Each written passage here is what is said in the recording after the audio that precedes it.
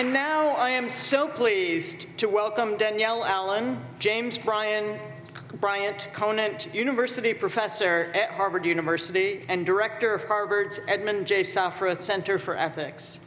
Danielle is a political theorist who has published broadly in democratic theory, political sociology, and the history of political thought. In June of 2021, Allen launched a historic bid as the first African-American woman to run for governor in Massachusetts state history. Yeah.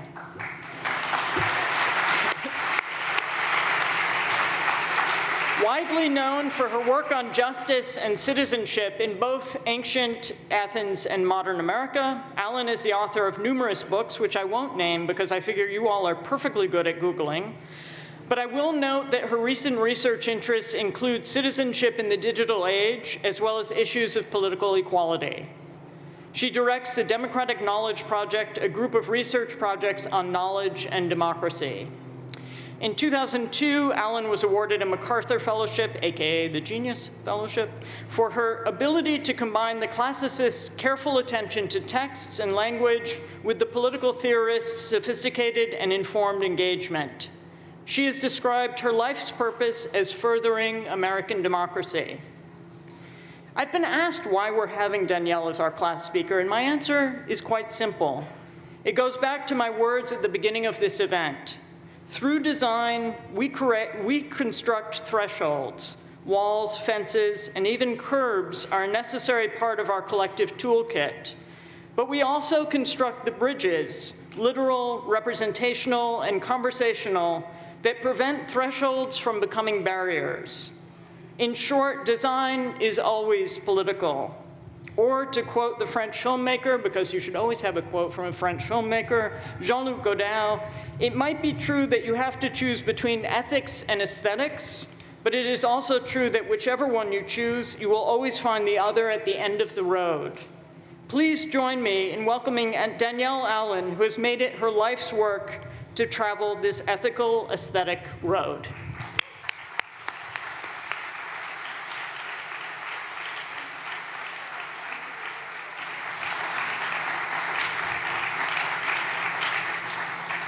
Good afternoon.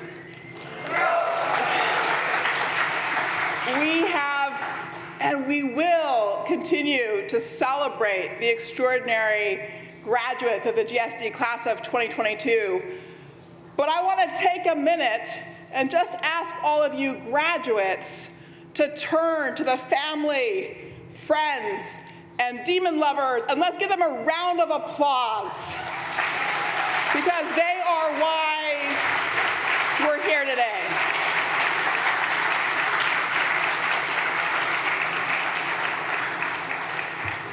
It is such a pleasure and honor to have the chance to be with all of you today. It's a miracle day, a miracle to celebrate the accomplishments we've just been listening to, the miracle of the beautiful afternoon you've delivered to us, and the miracle of the possibility you all present. You've brought so much light and joy just even as we've listened to your work, tackling climate change, affordable housing, machine learning, resilience was a theme we heard again and again and again. You are clearly the class of resilience. And boy, is that something we need right now.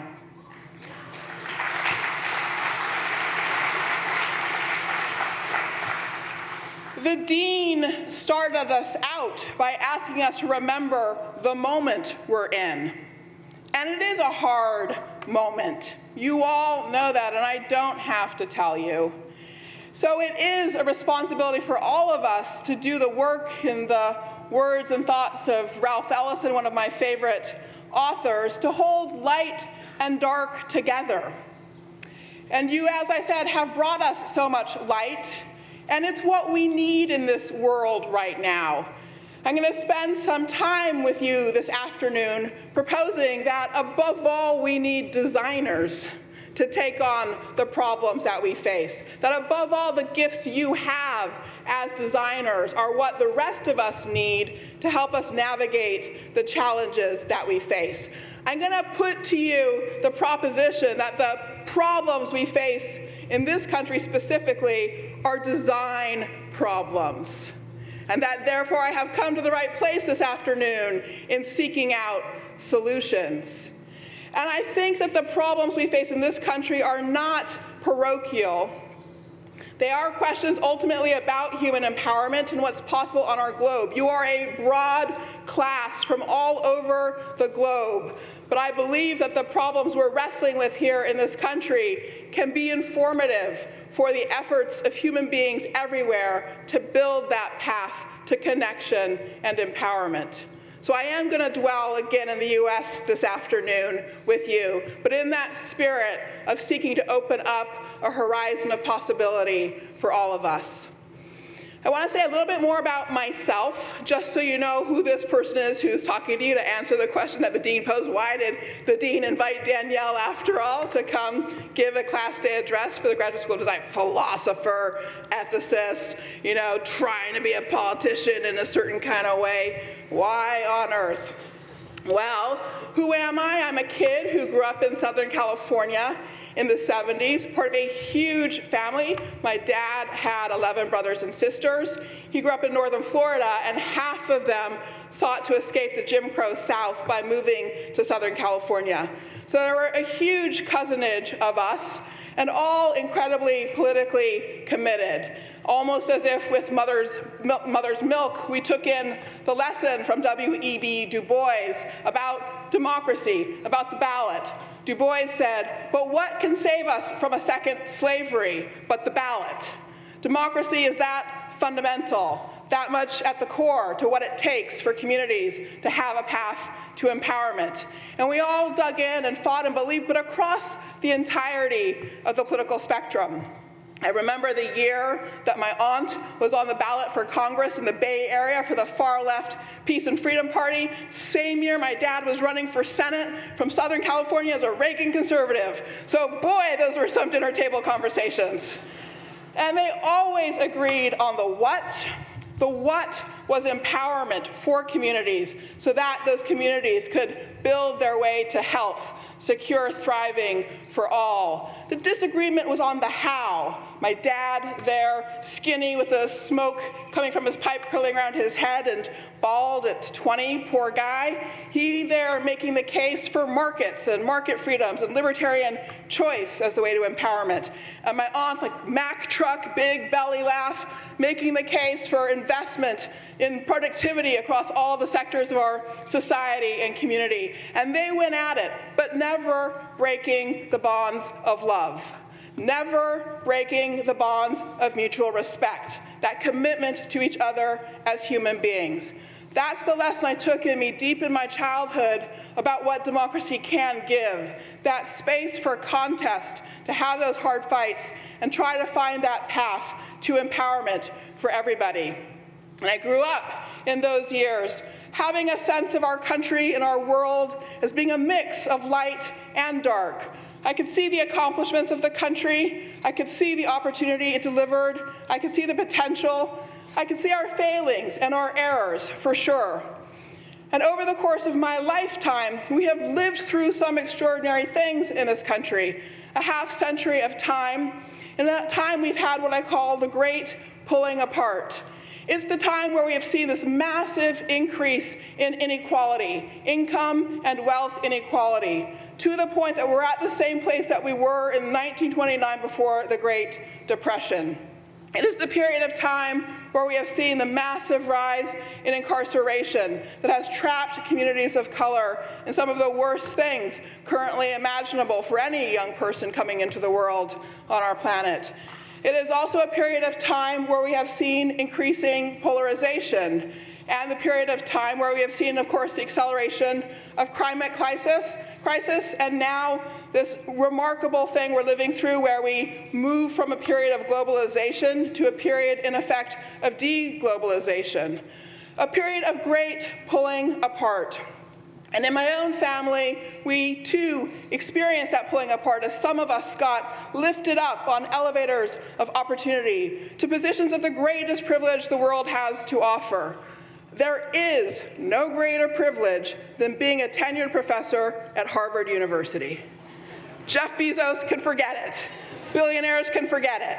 I mean it. No greater position of privilege. And we owe the world so much, those of us who have the chance to be here. But by the same time, same token, others of my cousins have gotten trapped and pulled into the worst the world has to offer. I've lost a younger cousin by the same name, Danielle, to substance use and opioid substance disorder and the like. I've lost another cousin, not dead, but broken, to a police beating in a case of mistaken identity. The person they were looking for shouldn't have been beaten like that, but my cousin definitely shouldn't have been beaten like that. And for me, the real turning point moment, the moment where I went from having a mixed light and dark sense of our world to having a pretty dark sense of our world, came in 2009 when I lost my baby cousin, my youngest cousin, Michael. Michael was probably the first baby I ever held when he was born in 1979. I was a lonely kid being bullied on the school playground that year. And then my aunt delivered a ready-made new best friend. He was a beautiful kid, full of curiosity, bright smile, lively mind. He wanted to grow up and travel the world and learn French. Instead of that, in 1995, when I was a couple of years out of college, he was arrested in Southern California on a first arrest for an attempted carjacking. This is a terrible thing to have done. It was also a time in California where punishment was at its most intense. And on that first arrest, Michael got a sentence of 12 years and 8 months. And from the age of 15, he served 12. And when he got out, I was what I always call cousin on duty. So trying to help with housing and school and jobs, trying to put the pieces back together again. And Michael had had 2 years out, 2 years of freedom, that treasure, at the point in 2009 when he was shot and killed by somebody he had met while he was in prison. It's a hard story to hear, I know that, especially on a miracle day like today. And it's a hard story to tell. But I tell that story because that was the point for me, that a turning point moment where I started to dig into the question of how in this country we could steer our institutions to achieve the kinds of reforms that would open up opportunity for communities of all kinds, put a foundation for flourishing back underneath everybody. And the truth is, I got more and more frustrated as our politics also got more and more complicated and more polarized and more difficult. And so what I want to come to now is that design problem that I promised you I was going to share with you. The reason we need you and your great gifts at this hard moment in time. Why is it exactly that things are so crazy, so complicated, so messy in this country right now? The short answer is Facebook broke democracy. They didn't mean to. It was definitely an accident, but they definitely did. And I want to explain that. What do I mean exactly? The fact of the matter is that when this country was founded, it was an experiment in design, specifically in design. The problem that the country faced in the 1780s was that they could not get a functioning banking system. They could not pass a budget in Congress. They did not have a quorum in Congress. They could not make decisions. It was a broken thing, a set of machinery that didn't work. And out of that moment and problem came the Constitutional Convention. It was a design solution to the problem of a community of people who could not actually get anything done together.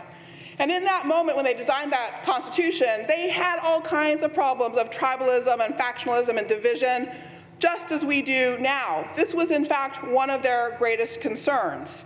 So the Constitution was literally a design solution to the problem of faction and division and polarization. All right? Now, let's dig into the nature of that design and how it was supposed to solve that problem. The answer, the solution, the design is described in detail by James Madison, one of the authors of the Constitution, in an essay called The 10th Federalist Paper. The Federalist Papers were a series of essays published in the newspaper to defend the new Constitution. And in the 10th essay, Madison takes the time to explain how this design is supposed to address the problem of faction. We teach this paper often. The undergrads get taught it in Gov 10 and a variety of other courses. And we typically teach the design solution as being that a broad republic was supposed to solve this problem. But when we teach this paper, we just focus on the word republic. And what argument is made is that basically a republic is a structure of government with representatives. People get elected to serve. And it's the job of the representatives to synthesize and moderate and deliberate and bring together to find a solution for hard political problems. We forget to teach the part of the design solution that is captured by the word broad. And that word was actually a proxy word for geographic dispersal. Madison was very clear that one of the things he expected to see in a country that was spread out, that was spreading across continent, to think of rivers and mountains, was that people with extreme views would not be able to find each other. Okay. People with extreme views would not be able to find each other. This was a premise, and the idea was that because of geographic dispersal, in order to get your views into the public sphere, you would have to go through a representative. Geography was a forcing factor to make a system of representative government work. Okay? It's gone. That part just doesn't exist anymore. An actual premise undergirding the design of the Constitution was knocked out by social media. So that's what I mean when I say that Facebook broke democracy. And what that means is that we have a very significant design problem facing us right now in any country that wants to organize a structure of self-government. We have a crisis of representation. And I want to sort of just drive home how impactful that crisis is by calling your attention to a sort of a funny feature of our political landscape in the country. We look at our national politics and we look exceptionally divided. We look like we are at each other's throats all the time. But if you change your attention, if you look in a different place, if you look at state politics and ballot propositions, you see a different America. In Florida, a supermajority of people voted to re-enfranchise, to return the right to vote to people who had completed their felony conviction. By supermajority, I mean more than 2/3 of the electorate, so Republicans as well as Democrats. In Mississippi in 2020, more than 70% of the people of Mississippi voted in a new state flag, getting rid of the old emblems of the Confederacy and adding forward-facing symbols. Here in Massachusetts, 75% of us voted for the right to repair ballot proposition, which gives small auto dealers, auto shops, access to the data in cars, giving them the chance to compete against big auto manufacturers. 3 different states, 3 very different contexts, an American people standing up for inclusion and fairness, sticking up for the person getting the short end of the stick. You wouldn't know that from our national politics. That's where the crisis of representation comes in. There's a disconnection between our representatives and what's actually happening in terms of what people are willing to come around in our states at a more local level. That's the design problem that we have to address. There are solutions out there in the political landscape. For example, ranked choice voting is a good one. It requires candidates to try to build actual majority coalitions instead of just carving off minority portions of the vote that lets people with more extreme views get through. That's a political solution, and we need those. But I believe we also need a whole host of other solutions, and I was hearing you talk about some of them as I was listening to those prizes be listed out. We need public spaces where people can see themselves together and with one another again. That work on affordable housing is critical because at the moment we are letting our society just segment into class-separated ways of living and being, and we will not find our way back to solutions with that. Some of you were working on big tech and machine learning, and we have to figure out how to design these tools, which are now the infrastructure of our information ecosystem, in ways that are actually good for us, right? It's very basic. Let's design in ways that are good for us. But above all, as designers, my experience of working with designers is that you believe in the power of communities to articulate their needs and to participate in that design process. That is a skill that I think across the whole school you've been taught. It's not taught everywhere. Lots of times people try to deliver the solutions in a top-down way. And if we are going to design our way out of the problems that we have right now, we really need that skill you have of engaging big, cross-cutting communities in participatory processes to get us to a goal that supports a healthy community. So it is a hard time. I just told you the story in my own life of the point at which, for me, dark started to outstrip light. But I have to admit, I'm a commencement junkie. I love commencements. And I do because this is where hope is. And again, I heard it with such power and force and clarity in the descriptions of your work. So it is an honor to be with you, and I know with your work, we will be both resilient and okay. So thank you.